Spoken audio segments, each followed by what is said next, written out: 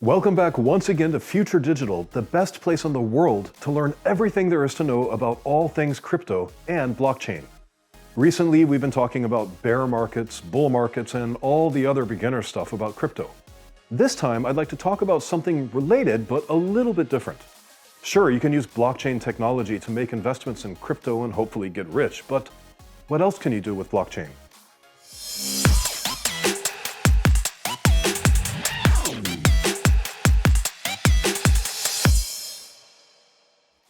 You've probably been hearing the term NFT a lot lately, and maybe you've even heard that NFTs are dead.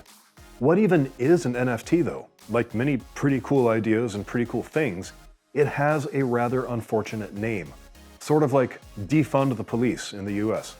Obviously, no one wants to have a police department that is completely unable to do its job due to budget cuts. It's just an unfortunate and poorly chosen name. But the idea is worth considering. So too is NFT a rather disgusting name.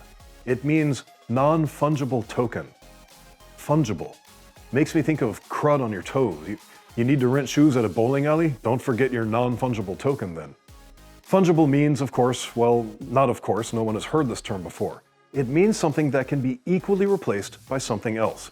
These something elses are all exactly the same. You'd never know the difference.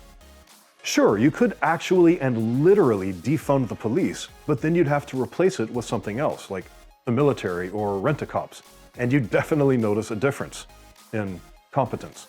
So you could say that the police, which really cannot be replaced, are non-fungible. But in the military, regular soldiers, in the movies they're called grunts, would be fungible in battle. Important message, Future Digital does not in any way endorse the taking of lives in a civilian life or a military life. If you take a life without a license to kill, you belong in prison. So a non-fungible token is basically digital data stored in a blockchain.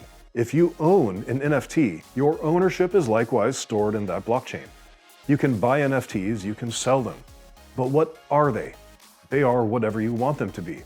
Pretty much anyone can create an NFT, you don't really need any coding experience to do it. And their value depends on how much people think they're worth. But again, what are they? They could be photos, videos, audio recordings, specific tweets, anything that can exist digitally.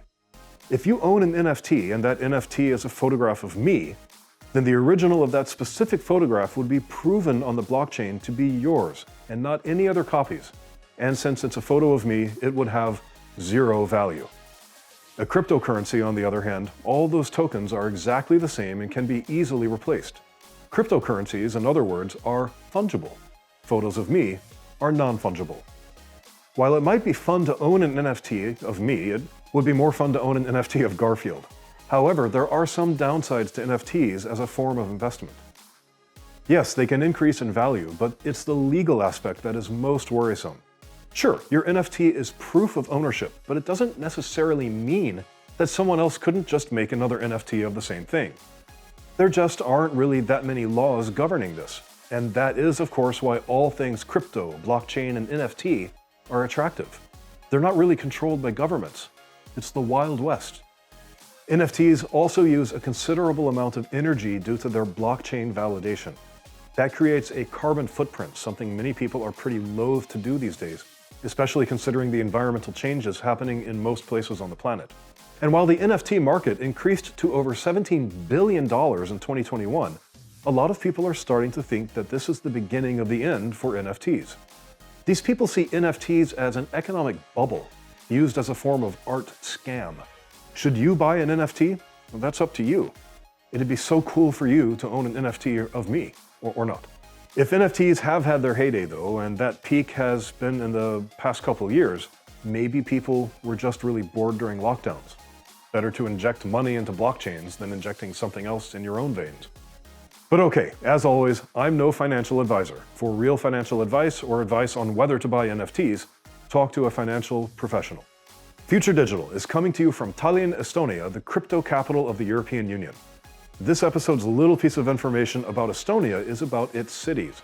There are a lot of small cities in this wonderful country. Some of them are hard for people to pronounce, some are not. Tallinn, pronounced Tallinn and not Tallinn or Tallinn, is the capital. The second biggest city is Tartu, mostly known as a university town. Then there's Pärnu, the summer capital at the sea. Narva, which used to be a beautiful city until some rampaging neighbors decided to raze it to the ground. There's Viljandi, Haapsalu, Turku, Valga, Kuressaare. Which is the best place to live? Well, there's been an ongoing rivalry between Tallinn and Tartu for decades now, so let's settle this debate once and for all. Without doubt, Tartu is unquestionably a better place to live. That's it for this episode of Future Digital. See you again in a few days.